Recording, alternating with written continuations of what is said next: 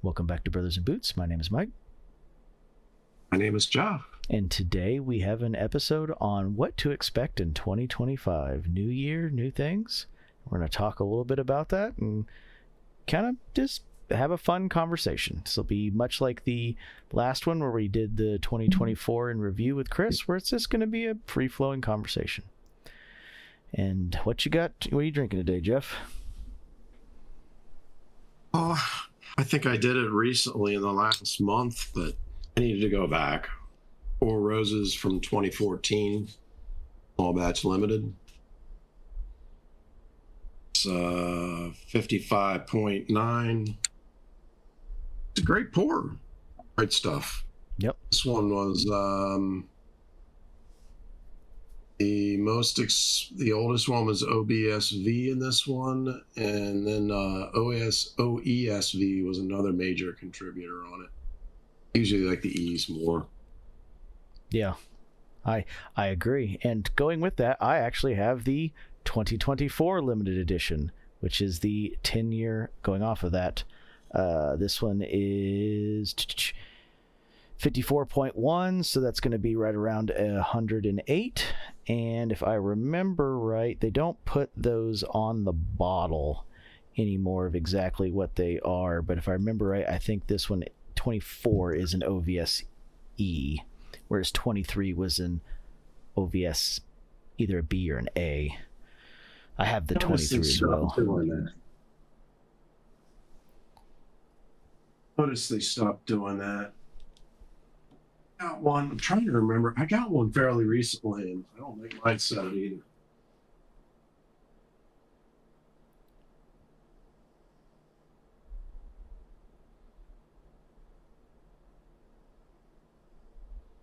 This one. 135th anniversary, 2023, so the year before. And yeah, it doesn't say. Yeah, I've had the 21 and it didn't say either.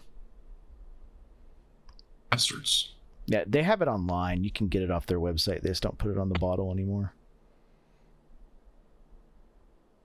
But I have that 23 as well. I actually like the 24 a little bit more. The 23 has I think it's got a 25 year in it that makes it very oaky.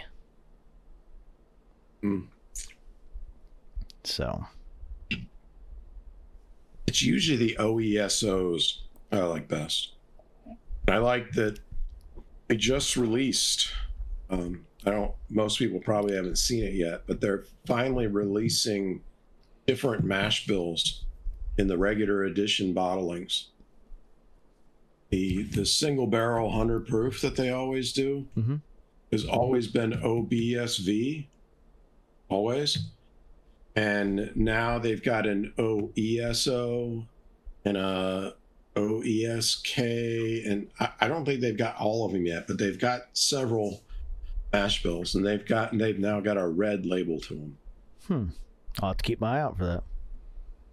I like the Four Roses offerings. I'll buy an OESO the next time I see it, because those are usually the private picks that I lean towards. Cool. Yeah, like I said, I like the Four Roses lineup.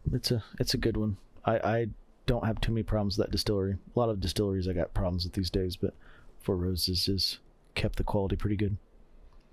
They're mellow. They're easy. It's a easy one to get into.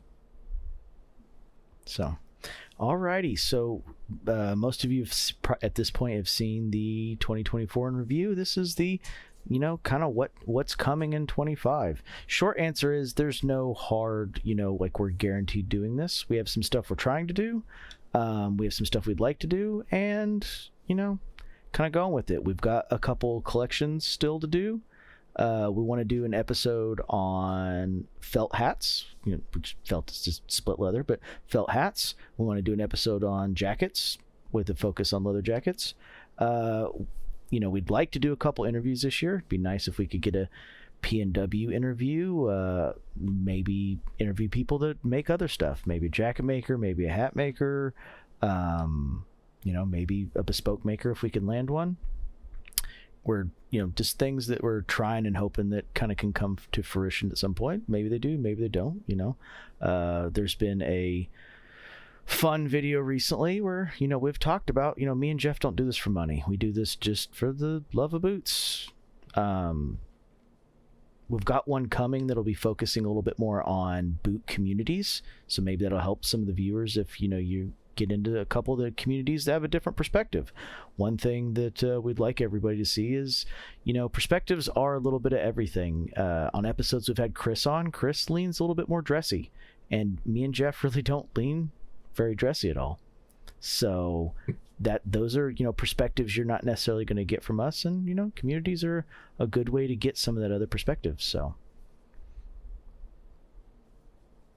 Yeah, we said in that last video last week how the first maybe dozen were, I don't want to say scripted because each episode was not actually scripted, but we had a definite plan before we got started of what the first, at least 6 were, maybe 6 to 12. And we really just thought it would be a few very densely packed episodes and we'd be done.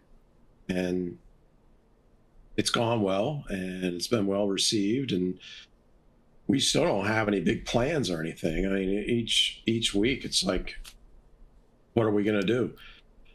Sometimes we've got 2 or 3 ideas that we've thought of ahead of time, but usually it's week to week what we think that people want to see. Yep. And no, we haven't made a dime, and no, we're not going to make a dime. Yes, we're not looking for sponsors. We don't. Nobody needs that shit. This is. We are not boot reviewers. We are boot connoisseurs. There's a really big difference here. It's the draw. It's what people want to see from us. That you don't want to see us reviewing Red Wings or Grant Stones or Parkhurst or Caswell's. That's not going to do us any good. There are channels that do that. There's channels that do that better. And I don't think there's a lot that we can offer in that perspective. One of the things that we've really strived for here is talk about stuff that we have our hands on. So when we did leathers and when we've done outsoles, we've talked about outsoles we've had. We've left off some options that we've never tried before, just because there's nothing authentic or really any that we have to add on that. We're speculating the same any other end user would speculate on. Yeah, maybe we have a little bit more knowledge in a couple areas with our experience, but that doesn't mean that, this brand new X, Y, or Z sole that's leather infused rubber that has blah, blah, blah, blah, blah is going to be good. We could put it on and just like everyone else, be like, wow, this fucking sucks. Why did I do this shit? We own it. We overstudied it. We've asked a lot of the builders a lot of questions and gotten involved in a lot of conversations that out of the norm and really geeky. Yep. We just thought that others would enjoy listen to us share some of that information. Exactly. Some of the point in time content has done really well. People have really gravitated to the collections. That was a random idea I had from, shockingly enough, weird streamers that would do like rate my room or rate my battle station or rate my gamer cave or whatever. And I was like, people like boot collections, so why don't we try this with boots? The first 3 we did in 3 completely different formats to see how well it went, and the rest is history. It all went really well, and I don't want to say I'm surprised, but I spend a lot of time trying to figure out who the audience is, what they want, what they're looking for, and maybe most importantly, when they're viewing. And I still don't have a concrete answer. Oh, by the way, we usually forget this till the end when it's maybe a little bit late, but please like and subscribe.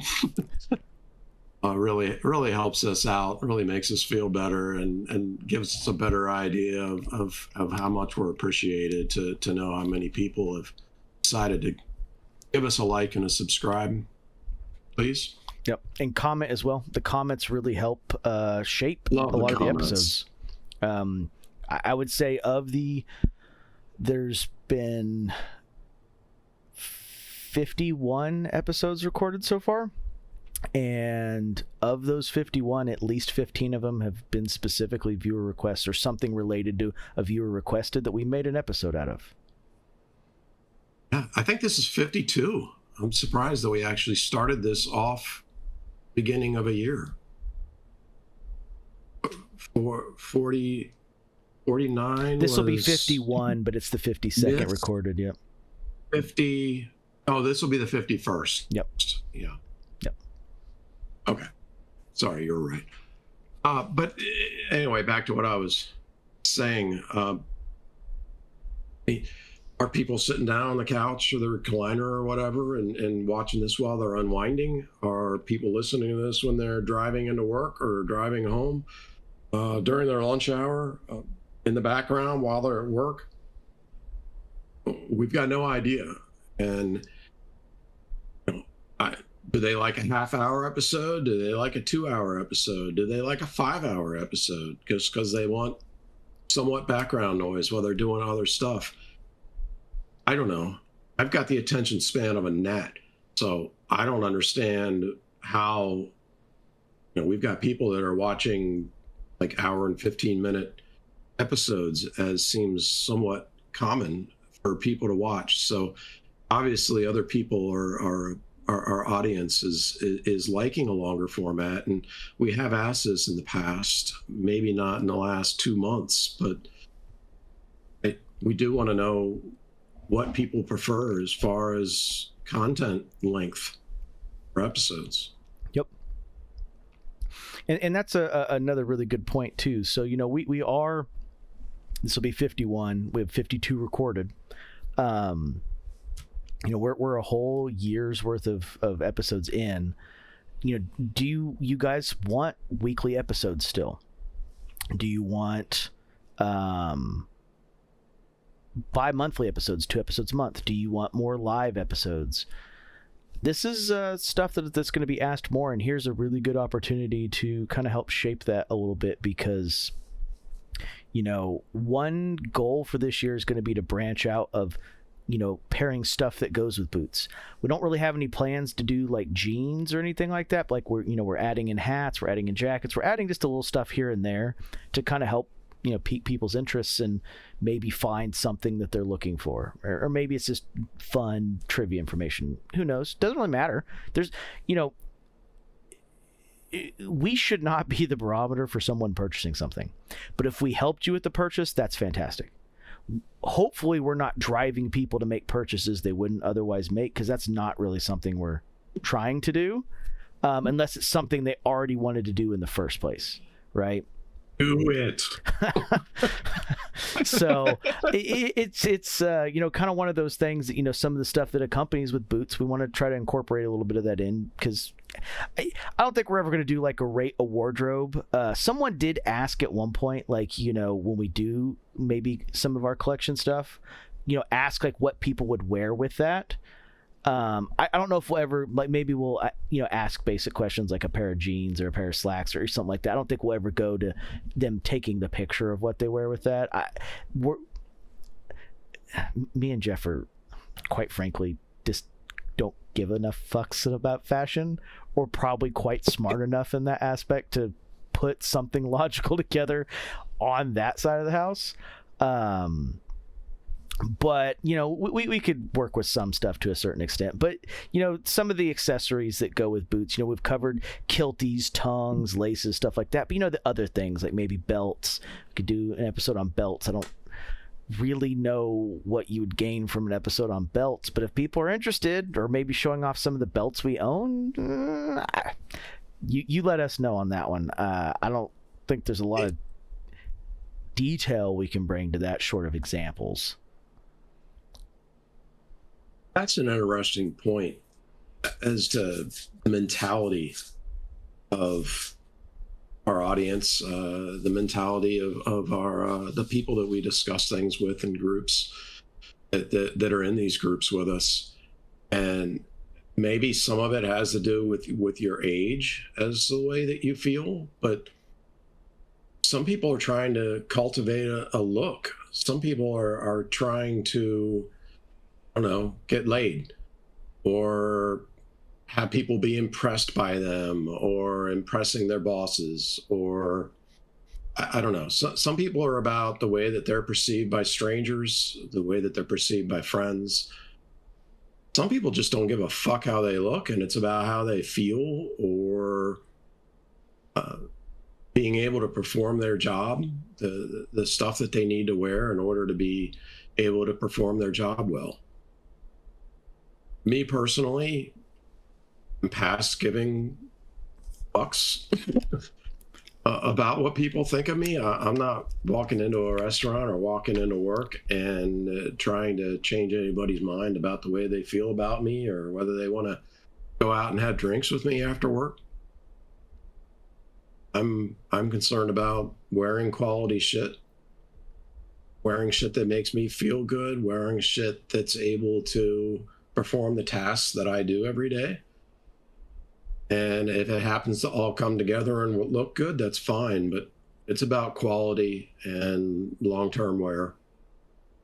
Yeah, no, me. 100%. And once again, if those are, conversations people want to have, let us know in the comments. We can dive into that. The assumption is you don't want to listen to angry dudes in their basements talking about what you should be wearing to and from work and school. That was really our assumption from the beginning. But if people are interested in that, we can accommodate to a certain extent. We can talk about the way we go stuff, how we go about styling. It's no mystery. It's completely fucking random. It's like, these colors look good together. Most people probably wouldn't agree, but I fucking thought it was cool when I left the house in it. So here we are. But yeah, Jeff's right on that. Like there is a reason behind stuff, but we can help with that reasoning a little bit. And, we can talk about what our thought process is on it. Just, the biggest thing is don't be shocked if the thought process is like, I don't know, thought it'd look cool. So, but those are, some of the realities of it. And that being said, like, while we'll be boot focused, we do have other hobbies, and if people are interested in those, we could do, one-off episodes dedicated to some of that stuff too. It depends on what people want to see. We have a very bad habit, one might even say a curse, of over analyzing and over going into whatever we get into. Staving off the collection habit is hard, and part of staving off just being a straight fucking collector instead of a user is using the opportunities to, overindulge, over-research, over-analyze stuff to, stave off that purchase. It's not always about, preventing bad purchases. Some of it's about staving off potential purchases too. That's another kind of reality there. But we do have other hobbies. There is, some stuff we could talk about. I don't think we would ever dedicate multiple episodes to any of that stuff, unless for some reason people just really absolutely loved it, and then maybe we'd do a short series on it. But we're boot focused. We'll stay boot focused. But you know what? A good example of this is if you're a gun person, you frequent the gun range, gun store, blah blah blah. Guarantee you everybody in there knows and talks about watches, because for whatever fucking reason, guns and high quality watches just go together. They do. There's a big list of things that actually end up going together. The boots, hats, the watches, the guns, the knives. Knives are a fucking huge one, yeah. Absolutely. Tools is probably one as well. Tools is 100% one. A lot of tool groups. Yep. So I mean, there is some other stuff out there, and this is, we're at the point now. The information we wanted to get out there, for the most part, is out there. We haven't done all of the dirt or anything like that. I don't think we're going to. It's not. Nothing about that's a fun topic, right? Like dredging up all the dirt and the bullshit in the industry. While sometimes it's important to know, if it was important enough to know, we would have made an episode on it already. So we have wrestled with that quite a bit. Yes. And it's tough. I mean, I feel like we do a very good job of being honest and of saying the way that we feel, and not sugarcoating. But at the same time, if you really get on here and decide to be a fucking asshole and to be totally filterless on boots, you're probably going to piss off as many people as cheer you on. Exactly. And I don't feel that it's right trying to tear everybody down all the time. We've certainly said some negative things because it's the way that we felt. But at the same time, we've also tried pretty hard to be vague about it. Yeah, not throwing shade. Mike's got a better filter than I do, but even though my filter sucks, I can usually say, like, you probably know who we're talking about, or you can guess who we're talking about. 9 times out of 10, you're going to know who I was talking about without me saying it. Yeah. And once again, our purpose of saying negative things is impactful. It is a reason for something to watch out for, something for people to look for. Our, bringing up of the dirt in the industry has nothing to do necessarily with the brands themselves. It's the stuff to watch out for as the consumer. In our kind of 2024 in retrospective or in review video, we talked about this of, we generally speaking are focused on the point of view from the consumer. But we've been lucky enough to bring you a lot of point of views from the builders, from the people on the in-betweens, which I think is a good middle ground of like understanding where everything lands of the hows, the whys, and the what fors. Doesn't mean you have to agree with the builder's point of view or the distributor's point of view or the middleman's point of view, but knowing their point of view is the important part to help inform your view as the customer.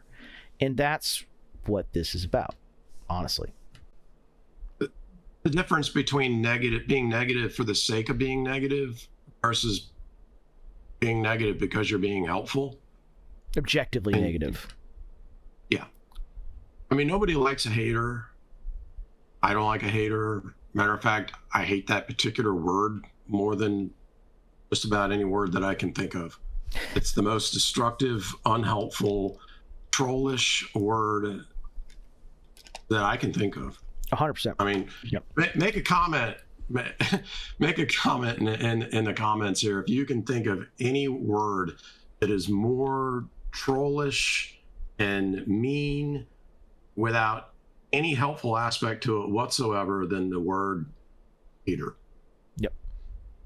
Because that is the one word that makes me want to punch somebody more than any other. So if you want to piss me off in one of the groups that we're in, just use it. It'll piss me off. I guarantee it. You won't get a response from me in that thread, but if it makes you feel good, you can know that it pissed me off if you use that word. Yep. I saw it. Yeah, and the exact polar opposite of that word is fanboy. Loving a brand despite all of its flaws past it, and just, everything this brand makes is the greatest shit ever. I will not be convinced otherwise is the exact inverse of hater, and it's equally just as fucking painful to deal with. We do have an episode coming about boot communities. It'll be an episode with Chris, and he'll talk about a lot of the boot communities. Because me and Jeff are in a much more focused group of boot communities from that perspective. He's in a much bigger generalist group. So we'll actually have an episode coming on that for people that are interested in, outside of, just the Facebook communities. It'll be about some of the Discord communities, about some of the Reddit communities. Maybe there'll probably be some stuff about Style Forum, things that are that go a little beyond kind of just the regular PNW reach. Because let's be honest, the PNW reach tends to be a little bit older audience, which tends to lean more Facebook, but there are other options out there. And I don't hate anybody just to hate them. And any builder out there, if you think that I hate you, do better. Yeah, you do better long enough and consistently, and you might become my favorite. I don't hold grudges per se. It's about taking care of the customer, doing things right, being consistent, and being stand up. Absolutely. If you think we hate your brand, you've earned it somehow, and it's with your actions, not with anything else. And if that makes you mad, I'm sorry. We can point at multiple pieces of evidence as to why. Go through examples with you. Feel free to reach out to us. We'll go over it with you. And that's just the reality of it. And this is from the consumer point of view, for the consumer's benefit. No one wants to see companies go out of business, but like, if you can't service your customer, that's the only path left for you. Them's the ropes. There's one builder that I've heard from their employees specifically, that they actually talk shit about me specifically. I am living in their head and they hate me. But those same employees of those people say that the employees love me. They don't have a problem with me. They don't think that I'm a negative, hating asshole. They're all basically just standing there thinking, well, yeah, he's fucking right. Do better. Yep. No, and that's So, what it is. Most of the sorry. discontent is earned. Like, I'm just gonna stop there. Actually, I was gonna go into a rant. We're just gonna stop there. So in I already went too far. In the coming future, like I said, we've got a couple things planned. I think the longest point at any time we've had is like 8 ideas planned with kind of some dates written around them, and that had a lot to do with me traveling during the summer and Chris stepping in and helping on a lot of episodes. But we have the ability to pivot. Thank you, Chris. Yes, thank you, Chris. One of the biggest pivots was the White's release of the Harley boot. We had like 4 episodes planned to come out, and that was one that was just stuck in and everything moved down because it's like, hey, this is a new thing. Jeff likes Harley. I rode motorcycles for years. I was more of a Victory guy before Polaris fucked all of us. Fuck you, Polaris. Victory's good shit. It was until Polaris fucking killed it. It's like, oh, we could have 10 years of part support. And after 4, we couldn't find shit. Yeah. Anyway, getting off that tangent. We like Whites. We talk about Lights a lot, even though we talk shit on their squeaking. You know what? Fucking fix your squeaking. And, that was like fucking perfect. These are hobbies both of us have. A boot brand both of us have. Talking about a boot that's specifically meant to service that market. And here's the thing. No matter how many flaws we could find in that boot is better than any other fucking piece of shit Chinese garbage they have on that Harley sales floor. So it was a perfect episode. And, here we are. Oh, no, not everything on the Harley sales floor is Chinese junk. That White's boot's not. Sadly. No. That's a subject that I can actually talk quite a bit on. I was a buyer for a Harley Davidson dealership for a while. I went to their yearly marketing meeting where all the new products were brought out or the new ideas were brought up and all the vendors were visiting. Had a blast. I have seen everything inside and out about Harley marketing and Harley clothing and Harley products. Been a parts manager for, I think at this point, it's still most of my life. So I know that kind of part of the industry as well. So yeah, they do have a lot of crap that they put their names on, but for boots, the majority of what they got is Wolverine. And the majority of that they still spec as being made in America Wolverine.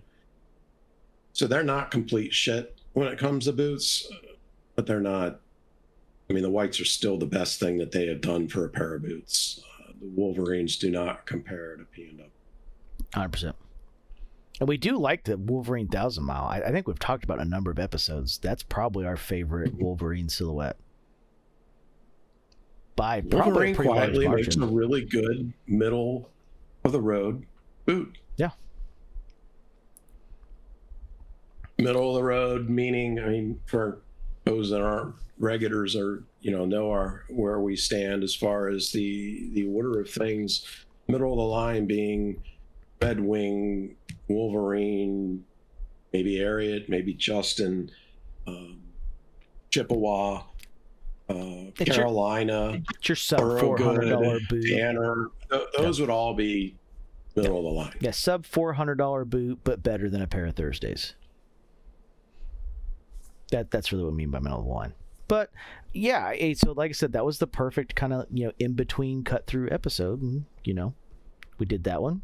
It was a fun episode. It was new. We didn't do a lot of research on that one beforehand. We did a lot of it on the episode itself, and I think that's a very good introspective review of like how, if you were in that like gap between deep research and like trying to make it academic and like how do boot guys do it, you saw a lot of how we research new models in that episode specifically.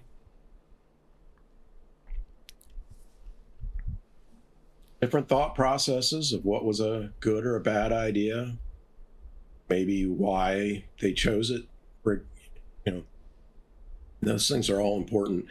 Like I said though in the video, I think the wrong choices are made by Harley Davidson. They actually played a role in making the decisions. Yeah, that wedge sole was a terrible idea.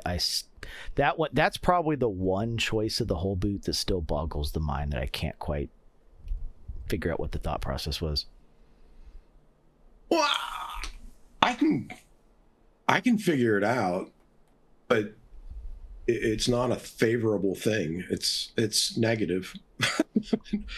We have too many construction workers in this world that have popularized the wedge sole, and I can't explain it, but I feel like a lot of it is a following mentality, where somebody that they look up to was wearing it, and they decided they were going to wear it too, and that Red Wing Irish Setter mock toe wedge is like the construction boot to quite a few people, and they're proud of how quickly they can wear them out, and they're excited about going in and plopping down the money for another pair of what I think are overpriced pair of boots, and they feel like that wedge soles is as close as they can get to wearing a pair of tennis shoes on a construction site. And that mentality of loving that, that's that boot. There's a lot of Harley Davidson owners that are construction workers that have spent most of their career being beat into them, that a wedge sole is the ultimate comfort. Yeah, it makes sense. I disagree. Well, and that's a strong point too, is sometimes we say we don't understand the reasons behind the choices. What we really mean is we don't find any positive reason behind their choices, or any justifiable reason is maybe a better way of saying it. But that's a good point. We talked about that a little bit in the last video. You have that Irish Setter mindset of like, this is what people have worn for the good construction workers for basically since the 60s, and this is what a new good construction worker wears now. And it is what it is. Part of I don't want to use that term at all. Part of elevating yourself and thinking when it comes to footwear, wardrobe, blah, blah, blah, is getting through misnomers. I was going to make a comment about waking up from the nonsense, but I don't want to get into some woke fucking nonsense here. But it's getting past the noise through the static and figuring out what's actually there. And that's a big piece of it. And like I said, hopefully we're helping people do that. If not, it is what it is. You can't lead a horse to water. Or so you can lead a horse to water, but you can't make it drink. All you're going to do is drown it. And this is where, we are when it comes to this channel, is we're taking you to the watering hole. If you choose to believe that's a poisonous watering hole, there's nothing I can do for you. Yeah, and that's part of the frustration, and that was part of the channel is trying to put stuff forth in a constructive place, a constructive, thorough place, because it happens to me too much in the various groups that I hang out in. You get people that, I don't know what the word is for it, but the social media world has this attitude of prove it or it's not true. Yes, you guilty until proven innocent, or whoever says it first is right. Yeah. Or prove a negative. And it's bullshit. It's infuriating. It's not possible. I can give you facts. I can give you my own experience. What you do with that information is up to you. If you want to be the closed-minded one, if you want to be the one that isn't thinking critically and able to accept information from different points and assimilate it into something that makes sense, that's your shortcoming. That's your problem. Yep. I'm not here to change your mind. I don't give a fuck. Yep. And that's a good point. That's where a lot of, it's funny, we should have talked about this in the retrospective now thinking about it, but that was a huge driving factor for this channel was, how do we answer questions that we get every other day in these different Facebook groups? Just put it in a video so people don't have to ask. That was a lot of the original mindset of like, what do we do with this? And obviously it's evolved since then. Everything does. I mean, at no point did we think we were going to be 52 episodes in and not miss a week. That was not in my 2024 bingo card. That wouldn't even have been on my 2024 100-acre plot of land bingo card. But, here we are. I couldn't believe it. I didn't even realize it until like episode 43 or 44 or something like that. And then all of a sudden I was just like, holy shit, we're approaching a year having an episode every fucking week. Yeah. That's insane. Yeah. And again, a lot of time. I mean, like I said, we're not getting paid for any of us. So this is us deciding that we're not going to hang out with loved ones. We're not going to watch TV. We're not going to read a book. We're not going to do whatever we're not going to hang out in the garage and do something on one of our vehicles. This is, or hanging out in the wood shop. Yeah. This is us. We're giving our time to do a video. We talk to each other plenty that we don't need to sit here and talk to each other on a camera. Yeah, and the flip side of that too is why do we do this? The same reason we do the Facebook groups, because there's fucking real people out there who need help. They're wasting their money on shit that didn't work for them, and they're trying to make it right, or they're trying not to waste their money, and they're being better, they're asking the questions, they're trying to do what needs to be done so that they don't make bad choices. That's exactly what this is all about. And there's just a lot of stuff me and Jeff talk about when it comes to boots that doesn't make it here because it's just, random comments or random thoughts at the time. It's the finished ideas after the 6 weeks of going back and forth on it that it's presented here. It's a fraction of the time. The presentation is, the part that happens after the fact. Very rarely does anything that happens here is stuff that we haven't talked about before we're on here. Now, if that's kind of the spontaneous stuff people want to see, we could do that. I don't think that's going to be that interesting, though. Like, not in the way that people think it's going to be. So we are prepared. A lot of times we have an outline. Like, the original episodes were way more scripted. Scripted is not the right word. They were way more structured for what we know we wanted to talk about in the episode. Obviously, we've gotten to the point that that's not really what people want. And that part makes sense. Like, I figured that reality would be a thing. The boot collections thing were just a random idea I had based off, fucking rate my room, rate my battle station. I was like, hey, we could do this with boots. This could be kind of cool. And it worked out really well. It's funny, too, because even Dale mentioned, like, hey, if you guys don't, keep going forward with that, let me know, because I think I'm going to try that out, too, because it seems like a cool idea. And it's worked. And we'll keep going with it. And like I said, if you guys have other hobbies of ours you want to see, I mean, Jeff does motorcycles. We both do woodworking. I am a big watch guy. I only own one nice watch. I think people have seen this episode, but I do own an Omega Seamaster Moonphase. But I could talk about watches. A good friend of mine, a guy that I trained at one of the previous companies I worked at, that I've kept in touch with, me and him are very close. Him, one of the bosses that I used to work for, and one of the architects that I trained under at this company we worked for 10 years ago, three of them were at a go live in Sweden for the software that they work on, and they all bought Omegas while they were there as an event. And part of the reason they bought those Omegas is they've seen me wearing my Moonphase the last 3 years, and when we've met at conferences and stuff, because I left that company in 2019. They obviously stayed, and I've been at a different company since, but I started that company in 2011. I trained this person in 2013. So we keep in touch quite a bit, talk once, twice a week. But that's something cool that they did. And, I can talk about stuff like that. Both me and that guy are both avid shooters, both competition shooters. So, people want to talk about guns a little bit. That's something I can talk about. It's not a very YouTube friendly content, but it's something that could be brought up.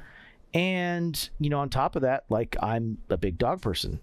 I'm sure people have seen my dogs in a couple of the videos. Jeff's a dog person as well. There's other things that we could talk about besides boots and relate it back to boots. But it's really about what you guys want to hear from us. When these videos started, I had 4 dogs. Sadly, I'm down to 1. She really needs a friend, so it's probably going to change. I agree. Should get a husky. Jeff loves when my husky, so we record these at night most of the time. During the day, you guys would probably be annoyed because I have a very, very vocal husky that loves to interrupt phone calls. Absolutely loves to interrupt phone calls. I have a love-hate with huskies. I gotta admit, the idea of them, awesome. I can't say enough. The idea of them is awesome. The videos that I watch of all of them talking, awesome. When I sit and think about how much I'd actually want my dog talking to me, I probably wouldn't like it so much anymore. And Jeff's heard it on the phone. I happen to have a very vocal husky who very much loves to be heard and interrupt other people's conversations. But this is the thing, and this is kind of the reality of it, right? Like, the boot community's weird, and it's a lot of very like-minded guys, and sometimes girls, but it's more often than not guys. It is what it is. It's just a spade's a spade. But while they oftentimes share a lot of hobbies, there's also a lot of, differences too. And that's not really a bad thing.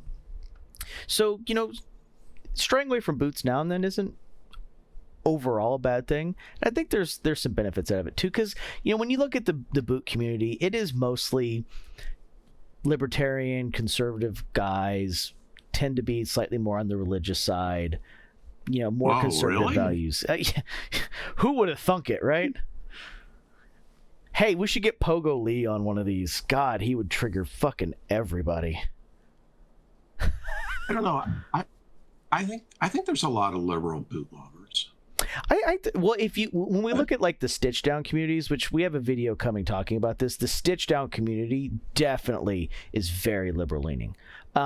It just feels like, at least in the PNW ones, they tend to be a little bit more it's specifically libertarian more than anything. Maybe even leaning populist. Obviously, libertarian's the more conservative version of, my rights are my rights, fuck off government. Populist would be the liberal version of the my rights are my rights, fuck off government. Definitely mostly liberal populist community. But, that's the reality of it, right? And here's the thing. It's not necessarily a good thing or a bad thing. It's a fact. We just treat facts as what they are. I don't think enough people understand what a libertarian is. Oh, that's 100% the case. They think that libertarians and the Green parties are the spoiler votes, not actually what it means to be a libertarian. I could not agree with you more on that statement. But I mean, here's where we are. And like I said, we have stuff planned, and you know, it is, there's only, we can only explain wealth so many times. We can only explain construction so many times. A lot of these things are over 60 years old. The Brass Tokyo / Clinch stuff. So Brass Tokyo is the name of the factory that makes Clinch. Clinch is their ready-to-wear line. Brass Tokyo is their specific bespoke stuff. Most of the Clinch models are copies of stuff from the 60s. Like their Pecos boot that everybody loves is an Acme boot from the 1960s, and it's a women's Acme boot from the 1960s. There's no heavy reinvention happening. The most reinvention you see happening with most boots is like how they do the stitch lines, the flourishes, the, you know, deviations from the original are really what like your kind of innovative pieces, and then obviously how crazy they go at the last. We just talked about Fortis boots from India in the review video quite a bit. Sonny has a ton of flourishes. You're either really going to like his flourishes and they're going to be fucking cool and you want them all over everything, or you're going to hate them. That's a good thing. Those kind of heavy polarizing facts are what lead innovation. Most people don't like toe bugs / toe flowers. But for the people they do, they put them all over everything. Whatever is the you know, next iteration of the toe bug and the toe flower has to come from that love or hate with it. And in this case, Fortis decided, why don't we put that on a fucking heel counter? And they did. Why don't we put that on a backstay cover? They did. Here we are. And it works, and it's why there is variety out there. It's why people, one of the reasons for why people decide who they're going to buy from.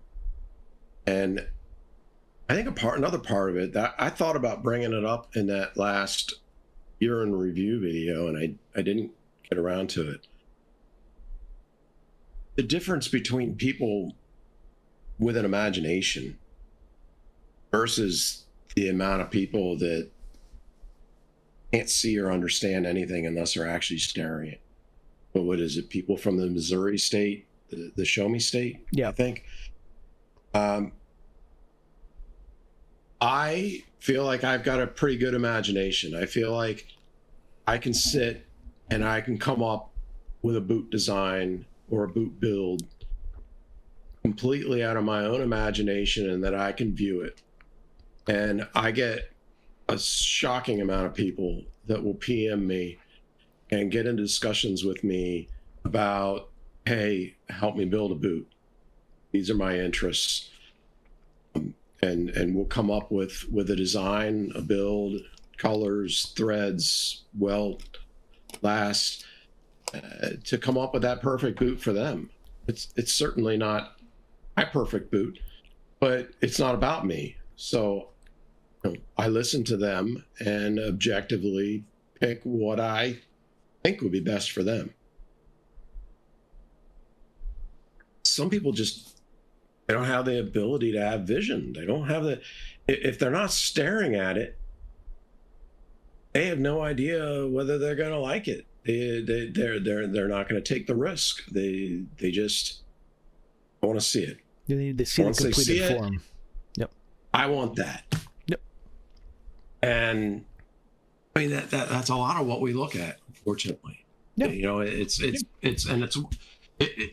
you look at PNW specifically, we were just talking Indonesian, and there's quite a lot of builders and quite a lot of differences. But even if you just look at the PNWs, I'm not going to name names, but if you look at the various ones, if you look at their websites, and then if you look at their like Instagram, and you look at pictures of select boots that they pull out to show you as time goes by, you can see differences in the ones that decide, I'm going to come up with a name and a model for every fucking variation there is, because their customers want to stare at that exact variation and say, I want that.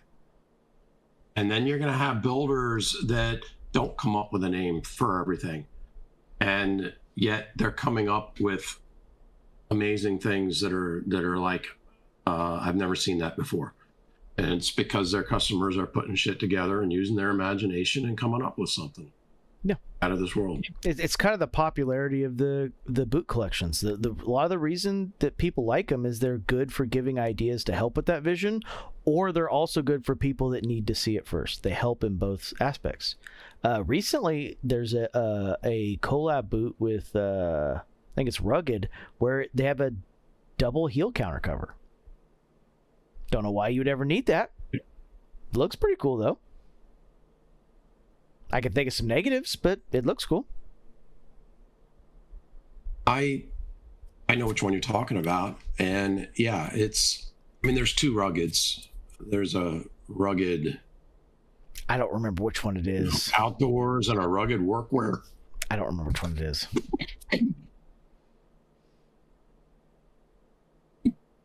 Excuse me. They're too similar.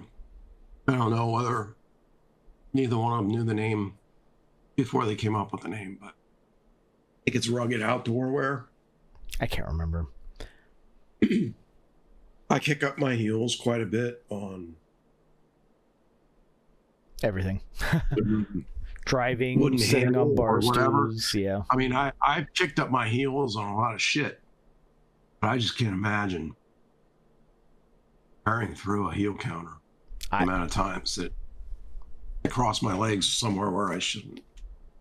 I can't either, but it does look cool, and it's an interesting flourish. Now, this particular one uses a different colored leather for the double heel counter cover.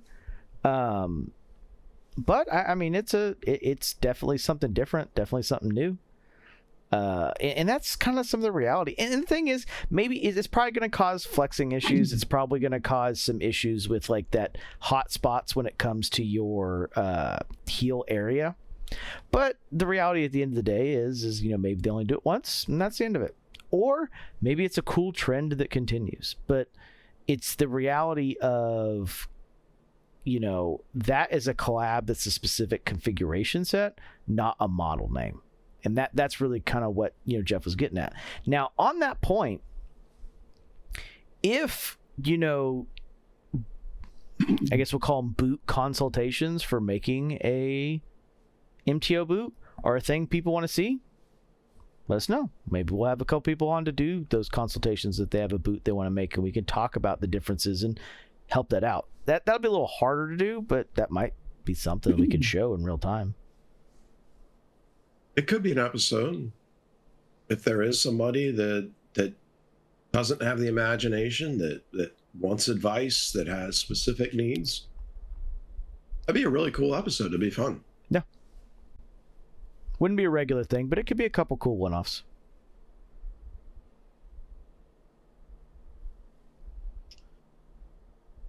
But I mean, so that's kind of what's in store for 2025. The short and dirty, which I guess we could have summarized in the beginning and probably would have been smart, but is, we're going to continue with the way we are now. We're going to, if people are interested, a little less content per month, go down to 2 episodes per month. We could do that. People like the 4 episodes per month. No biggie, is what it is. And focus on, some more boot adjacent stuff that's still in the boot sphere. Like stuff that goes with your boots, while also trying to keep up with the collections as long as we're getting them and bringing new stuff when it happens. The interesting and also crappy thing about boots is we don't get new models very often. And when we do, oftentimes they're very minor variations of the stuff that already existed. So it's not like I have not seen, besides 2 patterns in the last 5 years, something that's completely groundbreaking and innovative that didn't exist beforehand. So, and even then, the stuff that is kind of groundbreaking, we could probably point at things that are similar.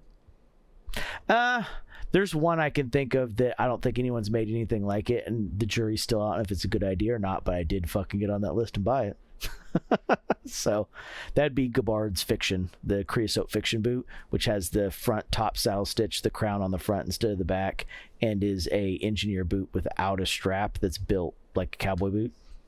Nothing's ever been done like that specific one. Whether it's a good idea or not, we'll see. Only one person has a pair right now that's got any wear on it, and that's Gabbard himself. So we could do more analyzing, like the White's Harley Davidson boot. That particular one just seemed like it had more meat than others. Like I said, I'm also a Harley fan, but that rugged workwear one, I suppose we could still try to make an episode about that. I'm not sure that there's enough to talk about making an episode, but maybe we could make more of an effort to discuss some of these collab boots as they come along. Yeah. Hopefully, I mean, you'll have to let us know if you're interested in stuff like that.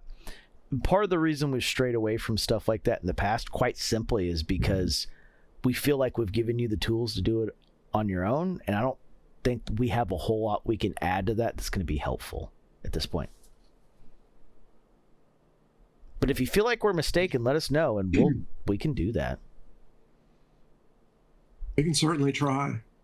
I mean, worst we could do is sit down and waste a whole bunch of time and then throw it away and decide that was a mistake. Yeah. I mean, we'll present it as an episode. If it doesn't go well, it doesn't go well, and that's the end of it. But I mean, it's something we could do. Like I said, the idea is as the episodes roll on, you should have the tools necessary to do a lot of what we're doing in front of you. And short of very niche or detailed examples and getting into like the real nuts and bolts of it, our involvement should continue to go down in terms of like what you need from us from a consumer perspective. Like, if you've got to keep coming back, we're not doing well. We're not teaching. We're not getting the information out in a good method. We're not helping people evolve to the next step. The idea is at some point we'll only be talking about the next steps, like the things that aren't real yet, right? The new up and coming tanneries, new up and coming leathers, new up and coming blah blah blah. At some point that will basically be what's left. This, isn't a forever content fountain. We're never trying to make it a forever content fountain. We're just honestly trying to help people out, really. Which is why we just mentioned the idea of every other week. No. Certainly be half as much effort on our part to do the other week. I can't really say that I'm getting burnt out, but the last 2 months, I have recognized a lot of how much time that it is taking out of my week or out of my month that I'm spending doing this. I'm sure that Mike feels the same way. So we could be more efficient about it. If it's not appreciated, we could cut it down. But if it's not, if it is appreciated, like I said, we could just be more efficient about it too. Some of the times we spend, so to kind of peel back the curtain a little bit, we'll just that bad boy back. It's just funny because I have like a curtain thing behind me, but never mind. We spend time talking beforehand and time talking after, and we could probably be more efficient about it from that perspective. We haven't found a need to be so far. Once again, this is a hobby. It's not a job. We're not trying to make money at this. The only thing we are trying to do is, not get fucking plastered while doing this. We are making an effort to doing that. It is what it is. Like, we can make it. It's funny too because my point is we can make it less formal or more formal, but I feel like the episodes that have done the best are less formal, and we talked about that a little bit in the last one because shockingly enough, it's only been asked a couple times that people kind of asked where Chris went, and he got kind of busy, but some of the most popular episodes are the ones with him in it, and that's what, 15 of the 50, 20 of the 50 maybe. It's definitely in the lower third. Not many. I think so. I mean, I might be wrong on that. I was guessing 6 or 7. I think it's more than that. But once again, it doesn't matter. The point is it's really about the stuff that people want to see and hear, not about. I mean, I guess we could do the really absolutely lazy thing, which we won't do, of just recording conversations we have and editing them down. That would just be fucking retarded, though. There's no benefit. No one's going to get benefit out of that. Well, but go ahead. As he said, I mean, when we sit down to do these, I mean, forget the editing time, forget the amount of time that we're spending trying to upload and edit and everything else. Or we even it. Oh, I think we might have lost you. Hold on. You might have to redo that point. I think you might have froze. Play?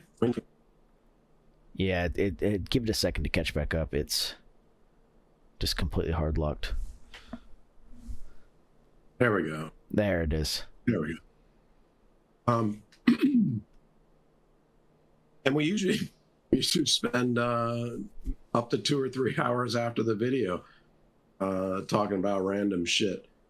We could certainly put more of it on camera. I think that most people would find it a little bit too unstructured. I would agree with that statement too. I mean, like I said, we spent an hour before we hit play and probably an hour or two after we hit play, not counting, what happens in between with the episodes itself. So, more of that could be on camera. I don't think there's a lot of benefit to that, but I could be mistaken. I also thought people would get tired of the hour and a half plus videos, but honestly, our best interactions are on the hour and a half plus videos. Who would have thunk it? I mean, obviously, in hindsight, that's the case. We didn't think about that in pre-sight. Honestly, we thought keeping videos under 45 minutes was the better idea, but we've been proven wrong on that more than 40 times this year. We could try other guests. Yep. Chris happened to work out because we're friends with him. But, we're friends with Dale, too. We could certainly try to do an episode or 2 or 3 with Dale, if anybody would be interested. We haven't asked Dale, but maybe Dale will be interested. Probably. Yep. See? Maybe. I'm sure it would be. There's there's also the, aspect of, well, I mean, depending on what, people want to see, in the boot making aspect of like designing a boot, so on and so forth, we could do, I don't want to say like consultations, but there could be like, I'm going to use the word in air quotes, live consultations where we record talking about making a boot. Maybe people are interested in that process. I don't think it's anything groundbreaking that people haven't thought of beforehand. Maybe there's some interesting insights that maybe have you think twice about a couple pieces of it. But, if people are interested in that, they're interested in that. I do think there is an underserved portion of content when it comes to boots in the unspoken stuff that happens in Facebook Messenger, Instagram Messenger, what fucking Reddit, whatever your choice is, doesn't matter. Whatever your boot community is, I think there is a piece that happens there that maybe could be useful in real time. Whether it is or not is a completely different story.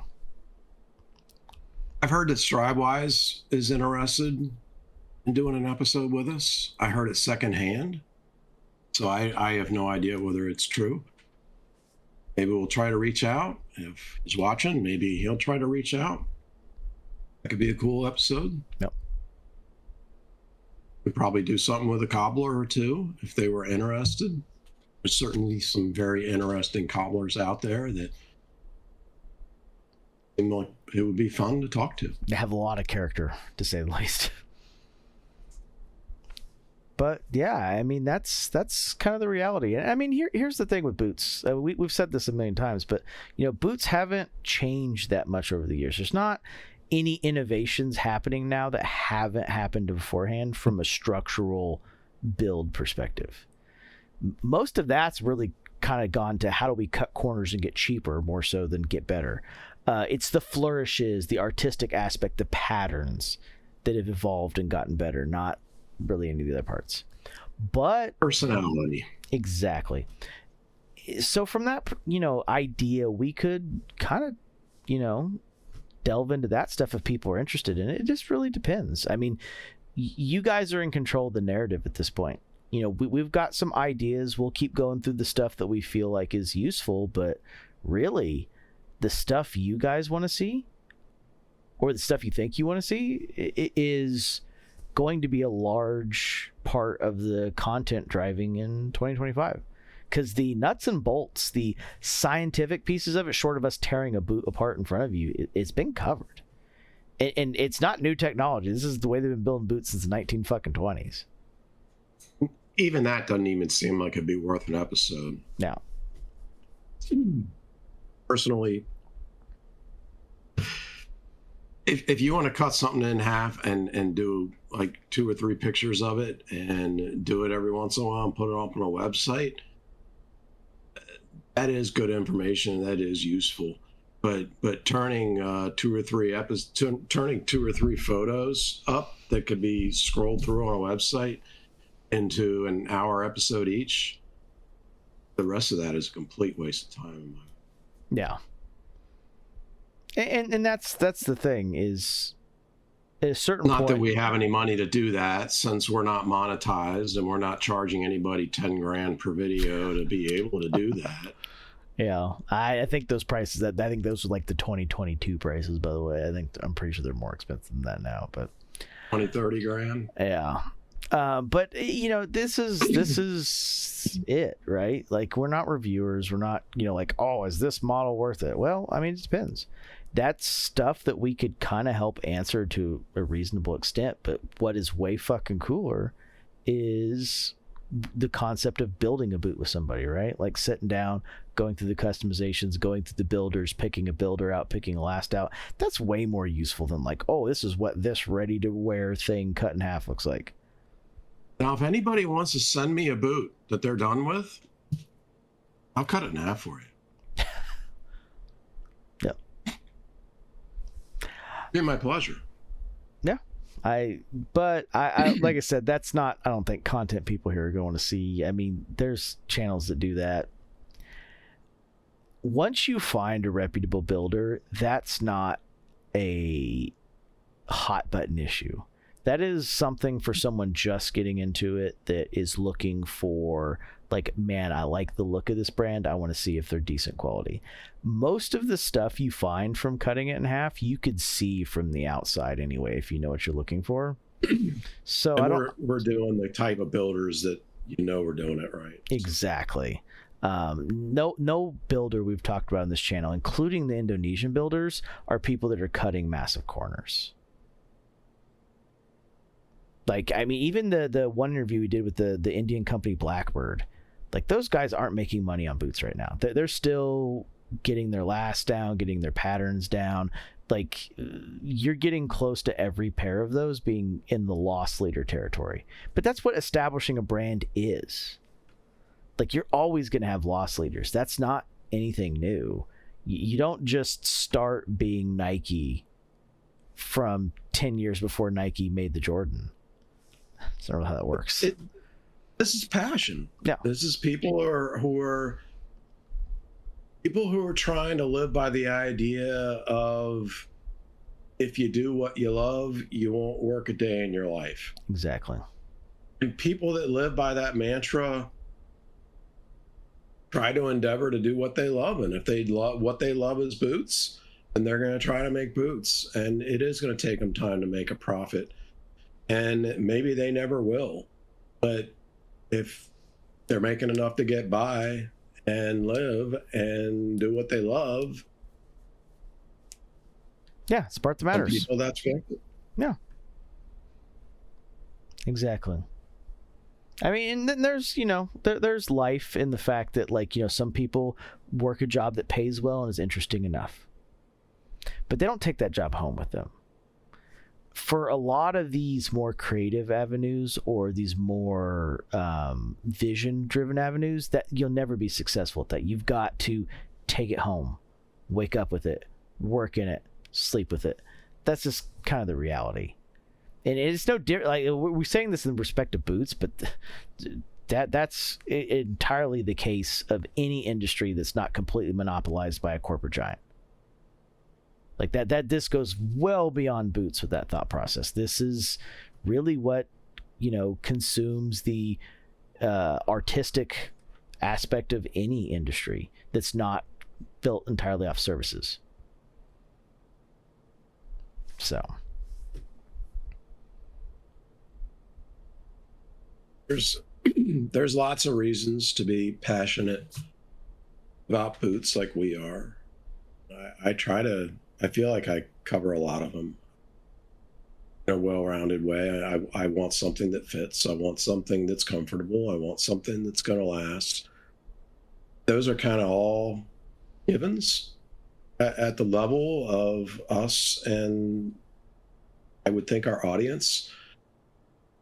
I get the part that goes a step beyond, I suppose, is knowing everything inside and out to be able to pick all sorts of different details that would make something ultimate for you. And that's where I'm at. Picking a builder that, instead of saying, no, I'm not willing to do that for you, is willing to say, yeah, sure, we'll give it a shot. Yep. It's the vision piece of it. And that's, there's a certain thing that you can be trained on, and there's things that you can't. In IT, we call it the it factor. And it's the part we can't train. The critical thinking, problem-solving process where you can solve problems on your own that are not problems you haven't seen before. It's getting into the unknown, staring into the abyss. The abyss stares back. Do you panic? Kind of moment. And that's where we're at. The tools, the skills, the knowledge, we've put most of that out here. If you've consumed the knowledge of the channel, the only thing that's left really is what we can't teach, and that's the vision portion of it. Which is why I bring it up, because if you see the process enough, either via osmosis or replication, you should be able to recreate most of it on your own. So maybe that's the last piece that's missing. Vision and imagination aren't easy. So, I mean, like we said, maybe twice in this video already, if you have the desire and you have the money and you're lacking vision, we're happy to help you. Yeah. I mean, that could be a really fun episode for both of us to selflessly figure out what's best for someone else. Yeah, it'd be kind of a cool one too, because it would start with a little bit of a collection viewing to see what you have and what you wear, and then go from there. So you'd kind of get a little mix of all videos in one, really. I've done it with literally dozens of people via private messages. Yep. So I mean, that shows you how dedicated that I am, and how much I enjoy it, and it helps explain these videos.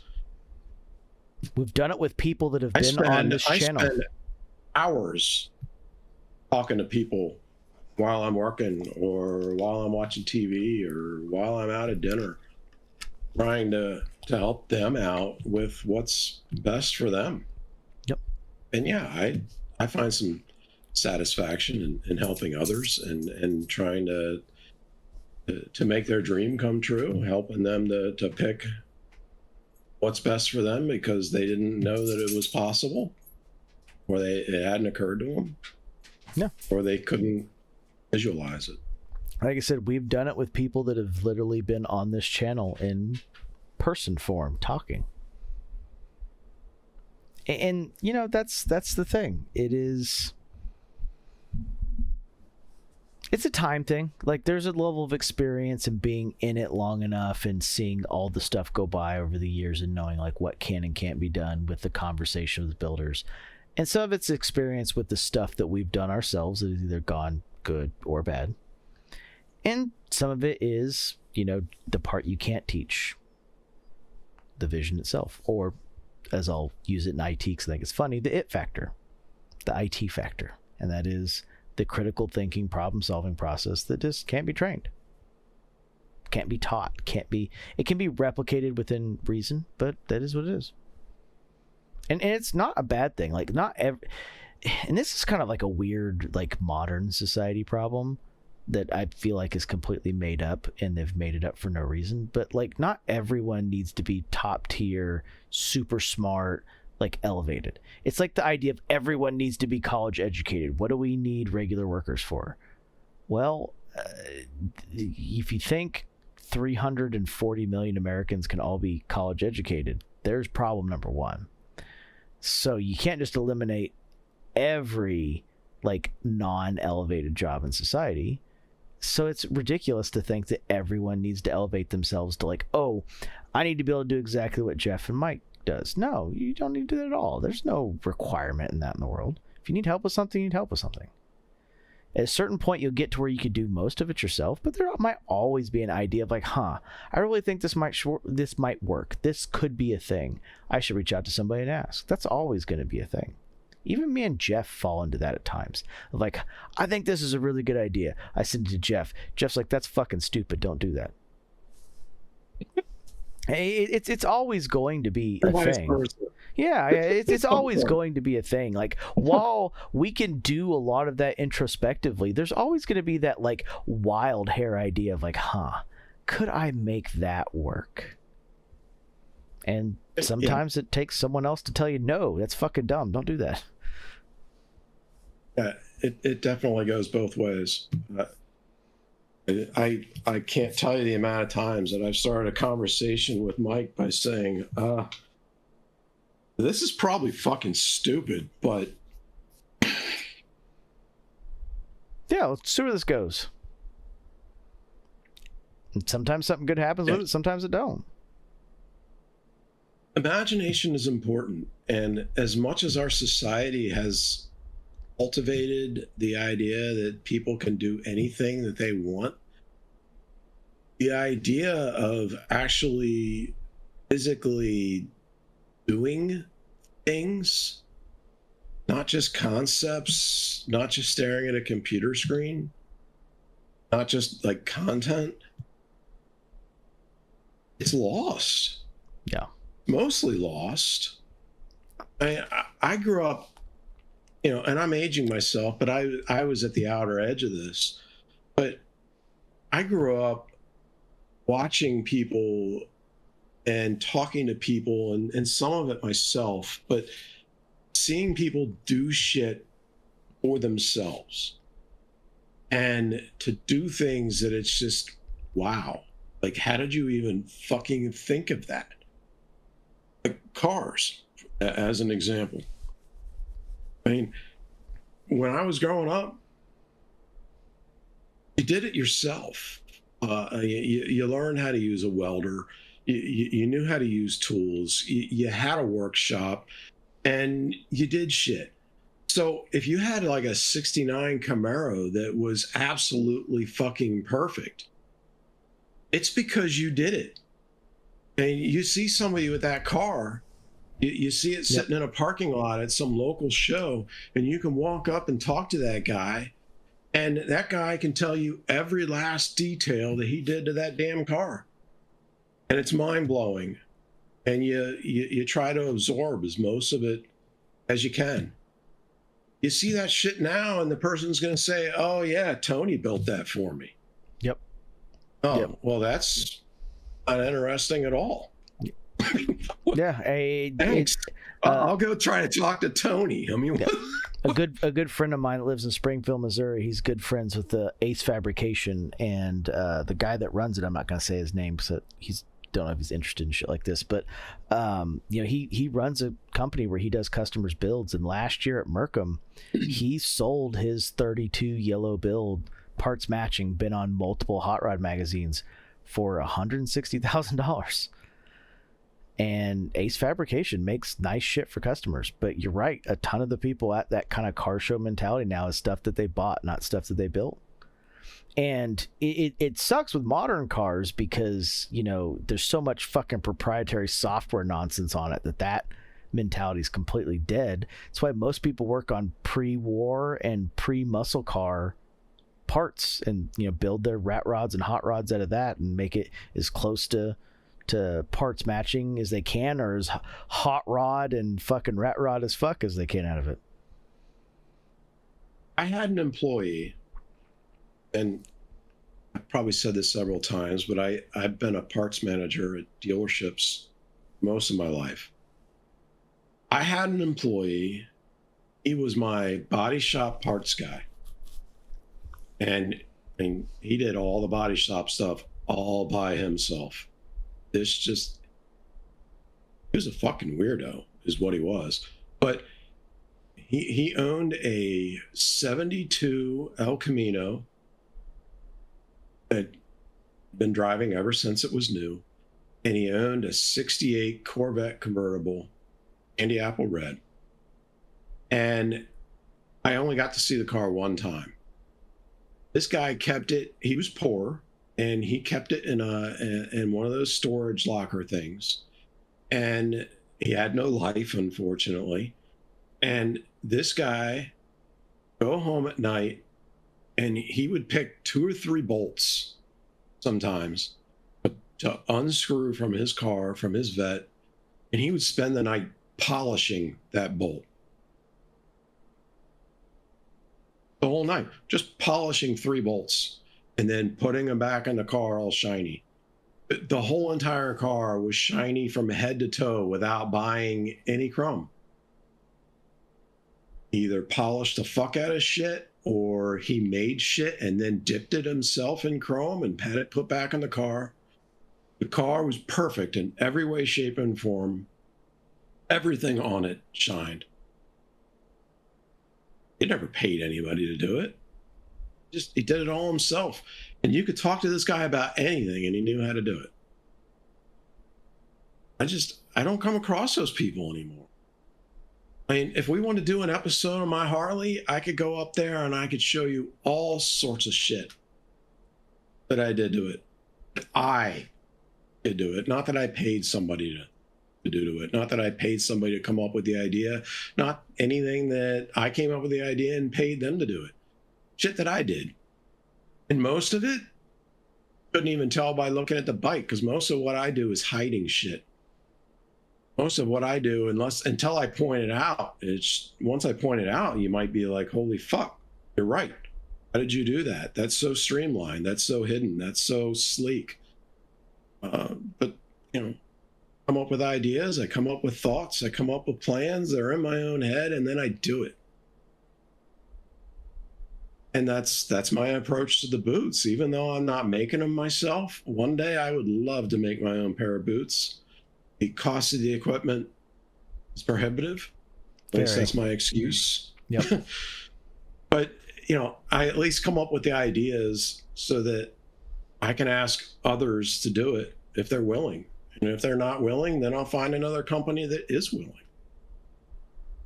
I found an Indonesian maker that was willing to do everything that I could imagine. I didn't ask for any ideas.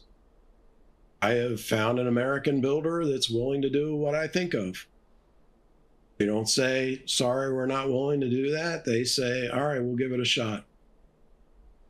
So at least I can use my imagination, come up with thoughts and ideas by knowing the processes, even though I can't do it myself. Most of the world, it just seems lost on. We're not there anymore. No, People don't understand processes enough to even come up with the ideas. Exactly. That's why ready to wear has gotten extremely popular, and it's kind of a downside to ready to wear being popular is everyone wears boots that look exactly like themselves. There's no innovation short of the mega corporation or Red Wing that's, how much risk are they willing to take that much for their bottom line? And, it is what it is at the end of the day. And like I said, the hope is by the time you've watched this stuff, you've maybe experienced some of this stuff, maybe been a part of some of this stuff, is we are an unnecessary piece in the equation.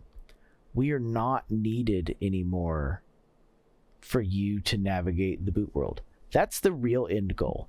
It's not a good content creation goal by any stretch of the actually, it's probably the ultimate inverse content creation goal, the exact opposite. But the idea is at a certain point, you don't need anything from us anymore.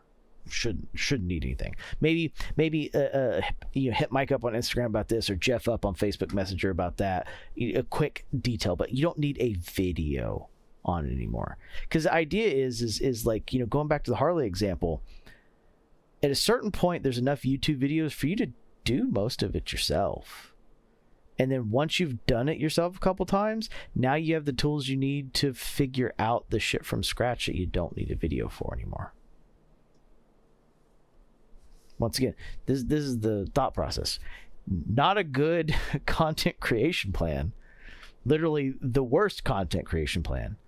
But that's really ultimately the point. Man, if you want to watch us just sit up here each week and play some stupid video game or have some commentary on a React video. No, I'm not even going to offer that as an option. We're not going to do that. If we were monetizing, none of this shit in this video would have been said. Even if we were monetizing, I'm not going to do that. Nothing about this channel would have occurred the way that it had. At all, in the slightest. Well, I wouldn't have done it either. Like I like boots. I like boots a lot. I would have never suck out the information that I needed. That's probably not the right word. I would never have taken the initiative to go get the information, make relationships with the builders, figured out the stuff that happens behind the scenes, figured out the little hidden pieces we don't talk about, and the stuff that is a little too complicated to explain without a boot that is halfway put together in the process. So when we did the creosote stuff, an interesting part about that is all the pictures that were taken were clients' builds that were in progress, that were at the right point in the progress to take that picture. Almost none of that could have been shown at any other time. You can't show any of that after the fact. So it had to be at a point that there was enough stuff ready to go for Gabbard to show it, for me to take a video of it, to chop it up, to put it in that video. So there is like a little weird point in time stuff about this process, but you don't want to see that same thing or different angles of that same thing 5 different ways. Like, that's a content creation mindset. That's not a informative mindset.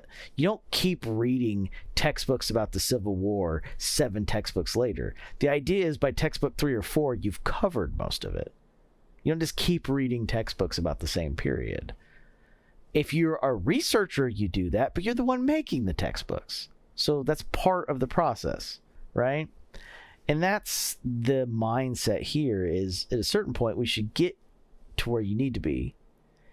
And you don't need a lot of the stuff from us anymore at that point. It's the anti-content creator. Like I said, I'm not even going to offer up the idea of like, oh, we're just going to randomly bullshit about whatever the fuck Mike and Jeff are talking about on a random Thursday. That's not on the table. Nor are we going to play a fucking video game or like, submit your 7 topics for Mike and Jeff to rant about why fucking kids suck these days. And, I hope it's helpful. And no. I certainly don't want to be trying to make myself seem self-important. We don't want to waste time either. Waste time doing videos. Our time or your time. I try to sit and watch YouTube videos, and unfortunately, to me, there's just not a lot of them to watch, and that's part of the reason for this. If I keep it at boots, I want to watch something that's helpful, whether it's because it's talking about some wild build that nobody's done, whether it's talking about some builder that I'm unfamiliar with that they might give me information on, whether it's talking about something wild. Sadly, I don't find myself clicking on a ton of videos. Or, I click on, I'll watch tool videos where they're testing the tools, where they're testing the amount of torque that they're actually able to do. Real world examples. I love watching that stuff. If somebody does a video on something custom that they did on their Harley, I'm going to watch every second of it and watch it twice. Most of these videos, most of what's out there is lacking in quite a bit of substance. is lacking in details, is lacking at in the real nitty-gritty. A real view, a real opinion, a real educated thought process instead of fluff. Yep. And once again, some of that enlightened thought process alleviates the need for the video in the first place. And that's kind of the point, realistically. So hopefully this creates more friends that I can talk to that are fun to talk to. Yeah. That I can bounce ideas off of more than the people that I already do. And hopefully it helps people find the stuff they're looking for. And like I said, the idea is 40 some episodes in, we're not a necessary point in the process. We are another reference point in a sheet of data, not the source of data. That's where the progression is supposed to go, at least. So, to give a shout out that's been given to us, and I think I've given once before. One of the really good ones that I do watch is the Full Grain podcast. I really like those guys.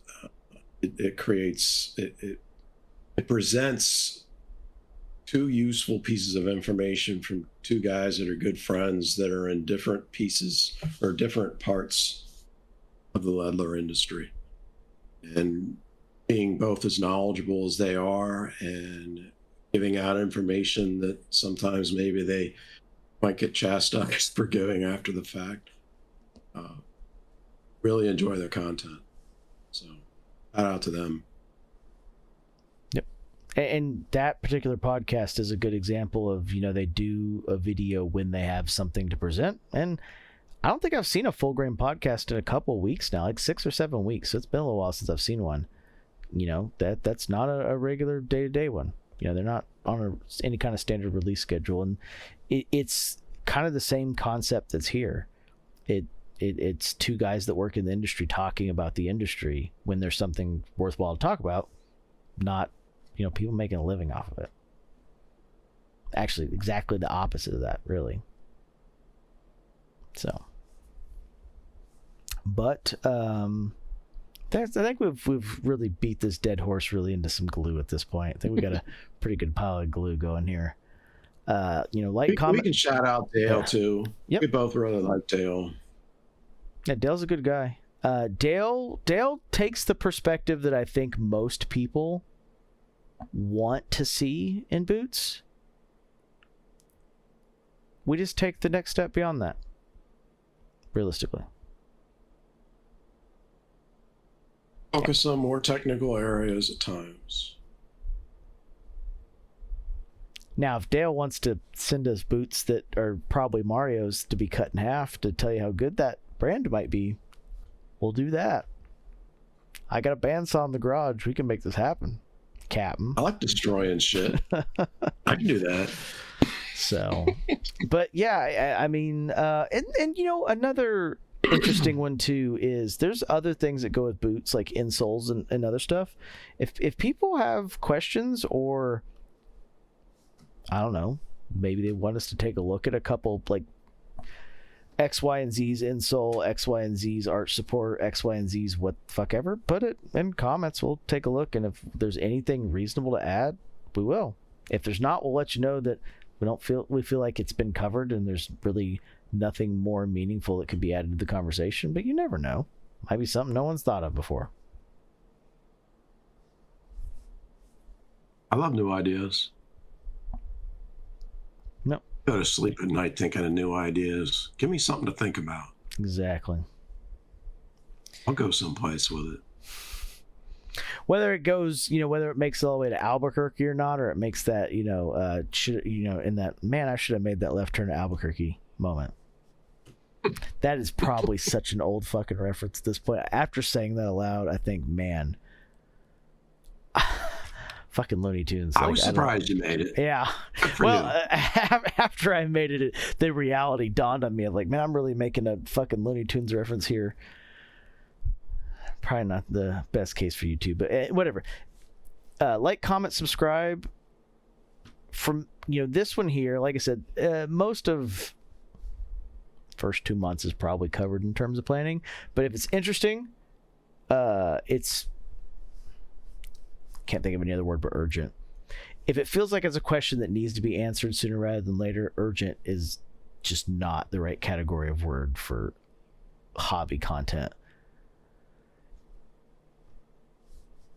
If it feels interesting enough that it needs to go before other things, we'll put it in front of it. I don't want to use the word urgent. I can't think of any other word to use there. We'll take a look at it, potentially do it, blah, blah, blah, yakety, yakety. And then, like I said, this is the, what to expect in 2025, kind of a little more off the cuff, just you learn a little bit more behind the scenes. This is it. If that is content you want to see more of, let us know. We could do some more kind of under the hood content, or how the fuck you want to say it. Basically less, structured content. We could do that. And we can do more bullshit episodes like this. Let us know if that's what you want. Yeah. This was just let's press record and see where the fuck it goes. I had no fucking idea what this episode was going to be. Yeah, fucking zero. I told Jeff I'd lead him in the couple things I knew I wanted to talk about, and we'd go from there. But here's some of the reality, right? Like, there might be a place for this, and maybe this helps people, or maybe they just want to feel like they're in the room as part of the conversation. It doesn't matter, whatever it is. But not everything always needs to be structured. And if this video bombs and everybody's like, this is fucking terrible, like, what are you two fucking idiots doing? Please, dear God, stop drinking these videos. Guess what? You won't see this again until next year, in next year's retrospective of what to expect in 2026. So if it's too much of a bomb, well, you have a year before you have to suffer through it again. So it's a win-win for everybody from that perspective. We made it an hour and a half, and I didn't say anything about any future episodes that I had in mind, which is actually where I thought that it was probably going to go. Yeah. I mean, which is fine, which is actually better. I don't want to say things and then change my mind and have people be pissed off that it didn't happen. That's a fair point. And a lot of this does evolve. A lot of the time we do change our mind. Oh, well, I thought I might do that, but no, that's not really a good idea. Yeah. Maybe one day in the future we'll talk about the 3 or 4 episodes that have been recorded that'll probably never be released, that get special episode numbers of the well into the future, and a number we never thought we'd get to that now seems a little bit more reasonable than when I originally wrote it down as that episode number. That's like, I can't release that. Yeah, we've had at least 5 episodes that we've thrown in the trash, and we've got probably 6 episodes that are actually sitting in limbo that we don't think will ever see the light of day. We've got at least 2 that we think will see the light of day, but it's not time yet. Yeah. And then we've got like probably 12 ideas that we threw in the shit can before we even hit record. Yeah. That's been a big one too.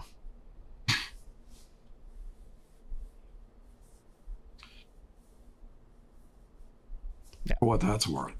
But yeah, I mean, as usual, I mean, make your comments. I really try hard to respond to everything.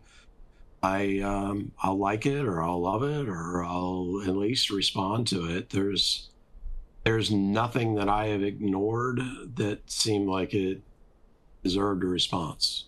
If it was just a flat out statement, I might say thank you. But I'm there. I'm looking at this shit daily, if not every other day, guaranteed. But 80% of the time, I look at it at least once a day and respond to everything that I see. So, if it hasn't something that I managed to hit beforehand, which happens sometimes and other times not. Mike always responds well as well, especially lately. He's been on it. Well, last couple episodes had some controversies associated with them, so it's been a little more on the mind. Yeah. I mean, cuss me out. I don't know. If you've got something negative that you want to say to me that you don't think, that you think that I would ignore, if you want an answer, I'll give you an answer. I'm not one to shy away very often.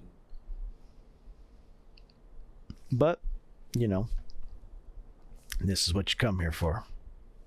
And like I said, the idea at the end of the road is at a certain point you won't need us anymore. Like, we have helped you get to that next stage, and we're just not a necessary part in the process. That's the hope. That's the goal. There might always be little pieces of that, but like, you coming to me and be like, man, I really want to use this thread color with this leather. That's not what I mean. Like, if you're at the point you're just choosing a thread color to go with everything else you've thought out, you've got it. You're good. Like, it's just, hashing over a couple thread color options. It's the overall picture where, like, oh, I'm looking at this thread color, but I need help with this thread color, this outsole, this number of midsoles. I'm thinking about maybe this pattern.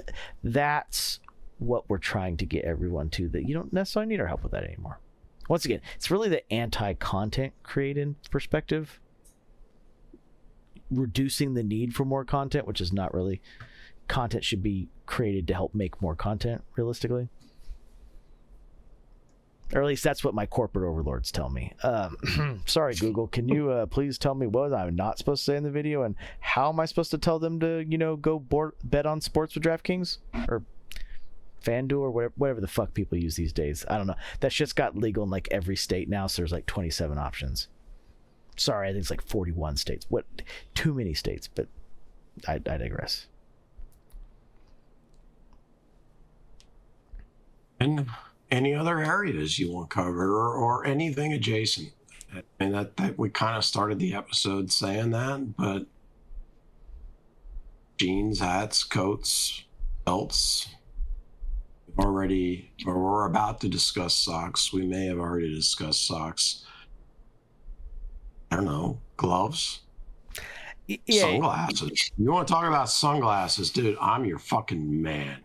I can't help you much with sunglasses. When I was in college, I worked at a sunglass hut for 2 years, and I analyzed the fuck out of sunglasses, if you want to talk about it. Yeah. And if it's something we can't help with, we'll say it aloud. Like, we're not going to just take a topic like, oh, we're going to do 10 minutes of a little YouTube research and come in as experts. We won't do anything like that. But if it's something, we could reasonably have a conversation, we feel like we could get at least 30 minutes out of, we'll do it. Because chances are we'll fucking ramble for an hour and 10 and we'll be good. I could talk about watches to a small extent. I did obsess over and overly analyze watches for a while. Personally, the digital age way. Quartz, baby. The quartz crisis. I started wearing a watch daily. I was, and I wore one like every day since then, because even if I didn't need it to tell time, I felt naked without it. So I had definitely loved watches, but my love for them got kind of killed by the digital age before I had the money to buy the really, really expensive watches. All I could do is drink. Yeah. But I could talk about them, and I could tell you the ones that I have bought. I bought some quality watches that I still have. Yep. And then 2018 hit, and everything that was made in Switzerland fucking went up ×4. That's how it goes. But yeah, and like I said, a lot of these topics are very adjacent to, like, realistically. We mentioned the guns and watches thing earlier. There's a lot of crossovers in these communities. It's just, that's one of the really weird examples of, like, those two things don't go together in the slightest, but they're a big part of both communities. Want to talk knives? I know 2 or 3 people that make knives for a living. I've been invited to knife maker conventions. I can bring on a guest host to talk about knives, what we don't know, which for me is very little. But if you want it, I can bring someone on that can answer every fucking question you can imagine. Yep. I have a good friend of mine who I got into boots, who's a huge knife collector.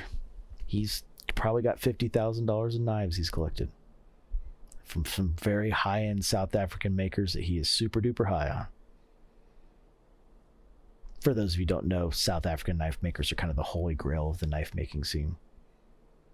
Something to do with it's kind of the Jim Green thing when it comes to boots, something about how they can import stuff with the certain tariffs and stuff, give them like major tax incentives to do it in the first place. So, but yeah, like I said, let us know. Like, comment, subscribe, do all that usual stuff. And, we have stuff coming, but a lot of the comments of this video and the upcoming videos are really going to shape what the content in 25 looks like. Because, you've done the courses, the 101, 102, 104, 201, 202, 203, 501 classes in college are done. It's really all theory and or practical experience at this point going forward. Unless someone has like a major breakthrough in boot making that we haven't seen in the last 50 years. And if that happens, don't worry. We'll make the video probably before it's suggested. Which is exactly why the last 2 months have been rather difficult. Yep. So we need the input, because we're not doing this just to hear each other talk. Nobody wants we'll that. We'll do that anyway. Yeah. People think they want that. You don't want that. There will be more bourbon involved, and it will get more unhinged. So, anyway, see you guys in the next one. Sláinte.